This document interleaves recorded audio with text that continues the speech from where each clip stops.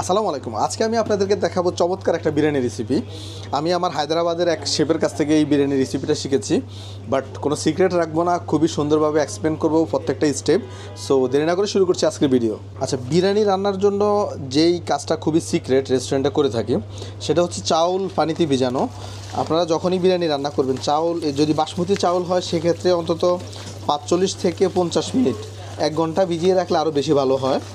চাউল পানিতে ভিজিয়ে রাখবেন, তারপর 15 মিনিট পানি আবার চাউল ঝরাবেন। এতে করে বিরিয়ানির যে চাউলের যে টেক্সচারটা, সেই টেক্সচারটা অনেক ভালো হবে। আমি এখানে টোটাল বাসমতি চাউল দিয়েছি 1.5 কেজি।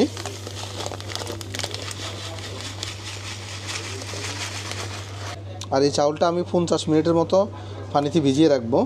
জাস্ট একবার ওয়াশ করে তারপর 50 মিনিটের মতো পানিতে ভিজিয়ে রাখবো। আমি এখানে টোটাল 3 কেজি মুরগি নিয়েছি। একটা মুরগিকে আমি 8 পিস করে কেটেছি। আর আমি যেই মশলাগুলো দেবো সেগুলো আমি একটু মেপে দিই যাতে আপনাদের সুবিধা হয়। আমি একটু জাস্ট মেপে দিচ্ছি যাতে আপনারা খুব সহজে রান্না করতে পারেন বাসায়। এখানে আমি কাঁচা পেঁয়াজ দিচ্ছি 1 কাপ, 2 কাপ। আর আমি ভাজা পেঁয়াজ বেরেস্তা করে রেখেছি, সেটা দিচ্ছি 1 কাপ। আর আদা রসুন পেস্টটা দিচ্ছি আমি কাপে মেজারমেন্ট করে দিচ্ছি যাতে আপনারা সহজেই রান্না করতে পারেন। আর এই আদা রসুন পেস্ট করবেন 60-40 রেশিওতে, অর্থাৎ আদা যদি 60 গ্রাম দেন, রসুন দিবেন 40 গ্রাম। এই রেশিওতে আদা রসুন পেস্ট করে নেবেন। আদা রসুন পেস্ট দিয়েছি আমি 1 কাপ। আর এখানে টক দই দিচ্ছি আমি 1 কাপ। এখানে কিন্তু মিষ্টি দই দেওয়া যাবে না, এতে করে মিষ্টি হয়ে যাবে। টক দই দিচ্ছি 1 কাপ। আর ড্রাই স্পাইসির ভিতরে আমি কিছু কালো গোলমরিচ দিচ্ছি, 15-20টার মতো আস্ত কালো গোলমরিচ, 3-4 পিস দারুচিনি, 5-7 পিস এলাচি, 4-5 পিস লং। অবশ্যই একটু জয়ত্রী দিতে হবে, জয়ত্রী দিয়েছি অল্প একটু। এখানে কিন্তু জয়ফল দেওয়া যাবে না, নাটমেগ দিলে কিন্তু আপনার মাংস বেশি গলে যাবে। মুরগির মাংস তো সফট হয়, যার কারণে নাটমেগ দেওয়া যাবে না। আর কয়েক পিস তেজপাতা, 4-5 পিস।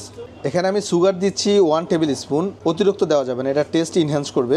জাস্ট 1 টেবিল স্পুন আমি চিনি ইউজ করেছি। আর লবণটা পরিমাণ মতো, লবণ দিচ্ছি আমি 1 টেবিল স্পুন। আর একটু হালকা দেওয়া যাবে, বেশি দেওয়া যাবে না, 1 টেবিল স্পুন থেকে একটু বেশি।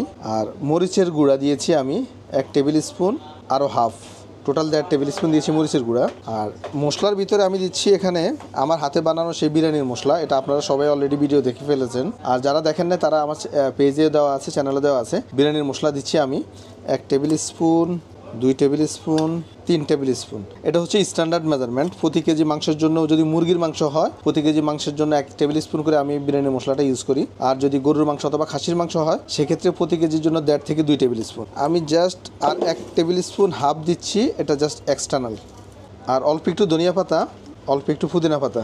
আমি এখানে সয়াবিন তেল দিয়ে দিচ্ছি। আপনারা চাইলে একটু ঘিও ইউজ করতে পারেন, তবে আমি সবসময় সাজেস্ট করব ঘি রান্নার প্রথমে না দেওয়ার জন্য।